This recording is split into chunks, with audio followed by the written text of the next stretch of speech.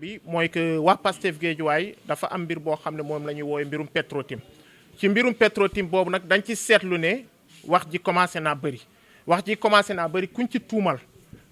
gaa nit ki la koo xam ne am na ay ndomb ci réew mi waaye tamit bu ñu fàtte ne mooy meeru Guédiawaye comme que mooy meeru Guédiawaye nag ñun jàpp nañ ne bu ñu ko tuumalee ba tilimal ko lépp lu ko tilimal dina tilimal vilu Guédiawaye te bu tilimalee vilu Guédiawaye amaana doomi Guédiawaye yëpp nañ ci tilim te ñun nag lépp loo xam ne day tilimal doomu Guédiawaye du lu ñu gënal ñuy ñaan nag mbir mi newuñ ne def na newuñ ne defut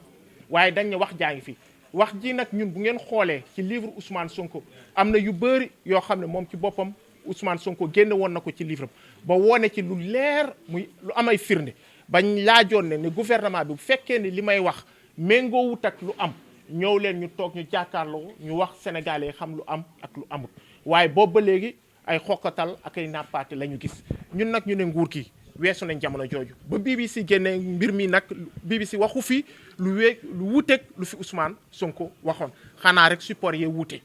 moom daf ko bindoon ci livre kii wax ko ci télé xanaa support yee wuute loolu nag bu loolu génnee ñu ne léegi nag ñun dañuy ñaan nguuru Sénégal comme que nguur mi ñun ñëpp la fi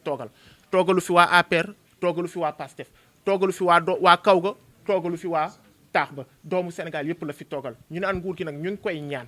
monsieur Aliou Sall muy maire Guédiawaye ñu ngi koy ñaan bépp ndomb tànk bu mu am ngir jàppale yoon mu def yoonam mu def liggéeyam fu ma xam ne doonee benn bépp ndomb tànk bu mu am na tekki ndomb tànkam buñ ko setalee ñu xam ne yoon a ko setal bu fekkee nag am na lu tegu ci kawam ñu xam ne yoon a teg ci kawam bu boobaa ngir ñu mën a def liggéey bi loolu bu ko defee nag ba pare su boobaa nañ ci wax loolu moo ci am solo ci biir bi moo tax nag ñu ne woon tey ñu ngi xamal nit ñi la mooy suñ te ñun waa PASTEF Guédiawaye dañ ne bu ñu paree si lii incha allah lépp loo xam ne yoon may nañu ko pour ñu def ko ngir mbir mi leer bu soobee borom bi dinañ ko def loolu nag ñu ngi ciy déglu suñu parti au niveau national ndaxte xeex mi jàpp nañ ni du xeexu PASTEF waaye xeexu doomu Sénégal yépp la suñu parti au niveau national nag mu ngi waxtaan ak bépp boo xam ne mu ngi woo képp koo xam ne doomu Sénégal nga te mbir mi ñor la te jàpp nañ ne mbir mi ñor na bépp doomu Sénégal ndaxte alalu Sénégal la askanu Sénégal la nga ñëw wuyu xeex bi nag su boobaa bu ñu ko tënkee foofu nuñ ko war a defee ñu ne ñu nañ ko defee ni su boobaa ñun su soobee yàlla fii ci Guédiawaye nañ ko defee noonu ngir xeex mbir mi mu leer jublu wutuñ ci dara du jëmm Aliou Sall moo ñu soxal jëmm Aliou Sall soxaluñu lu ñu soxal mooy Sénégal na mbir mi leer ku def ñu xam ne def nga ku defut ñu xam ne defoo Sénégal jëm kanam loolu rek lañ ciy wut.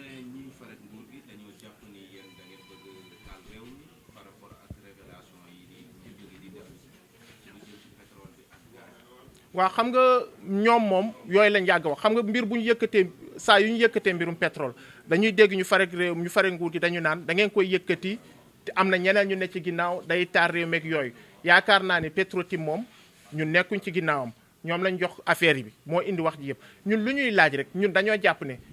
luy taal réew wala luy indi jàmm ci réew mooy dëgg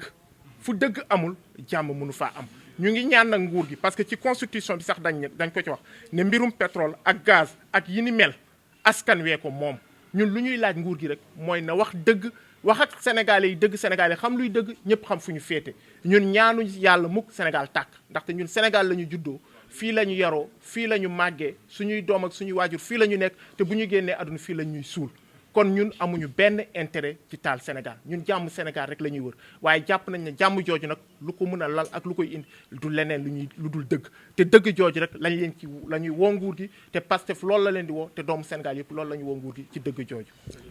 Nous avons tenu ce point de presse aujourd'hui par Pastef Guédiawaye, département Guédiawaye, pour se prononcer sur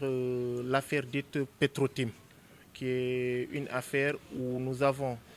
une entreprise qui est mise en cause, à savoir Petro-Tim, mais aussi nous avons une personnalité qui est mise en cause, à savoir M. Aliou Sall, qui est le maire de la ville de Guédiawaye. Et nous avons tenu ce point de presse pour rappeler que, avant que ce reportage qui a soulevé avant le reportage de la BBC qui a remis cette affaire au goût du jour,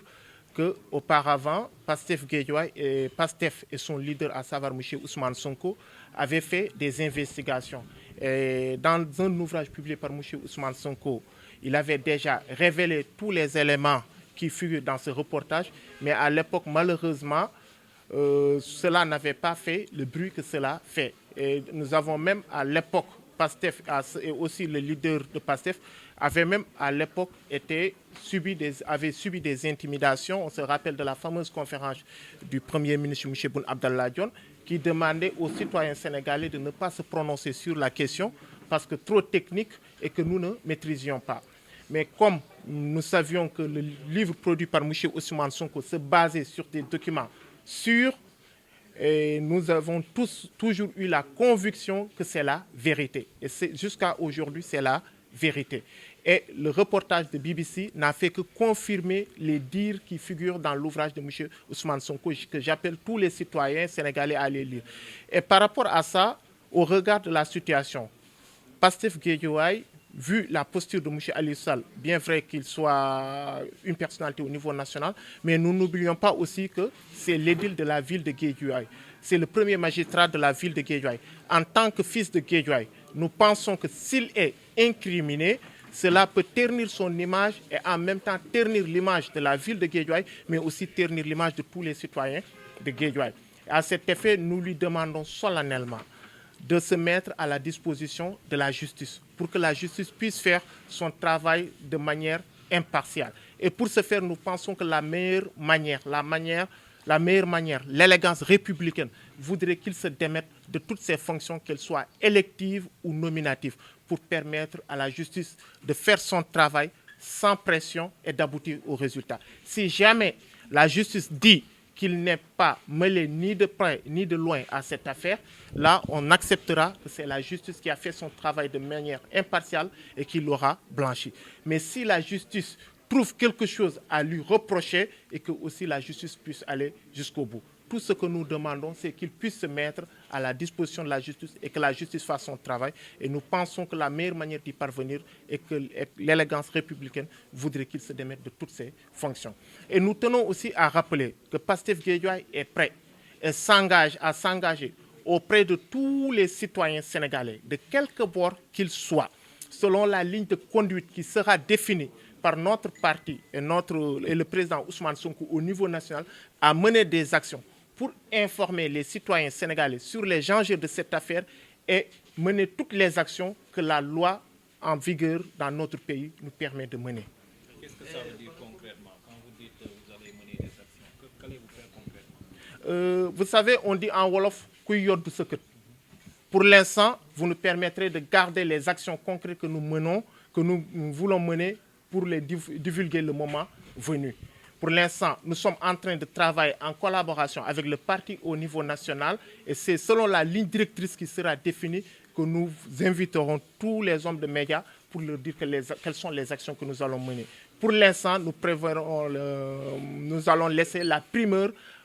au parti au niveau national de décliner à tous les médias quels sont les types d'actions. Parce que ce ne sera pas des actions individuelles que PASTEF seulement va mener, mais ce seront des actions qui seront menées avec toutes les forces vives de la nation qui se sentent concernées par la question. Justement, la mouvance présidentielle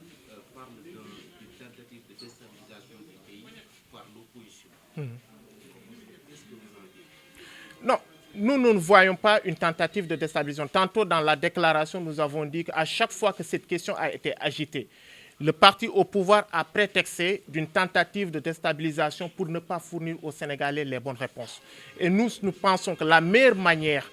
de sauvegarder la stabilité de ce pays, c'est de se dire la vérité et de dire les vérités, quelles qu'elles puissent être, aussi dures qu'elles puissent être, qu'on les dise. Une fois que les vérités seront dites et que chacun saura où se situe la vérité, je crois que c'est ça qui mènera le pays dans la stabilité. Cacher la vérité, c'est ça qui constitue, à notre sens, des risques d'instabilité pour ce pays. Et tout ce que nous demandons, c'est que le gouvernement puisse tenir un langage de vérité aux citoyens sénégalais. Et je crois que la constitution sénégalaise même exige du gouvernement de nous dire cette vérité-là, parce qu'il a été introduit dans la constitution lors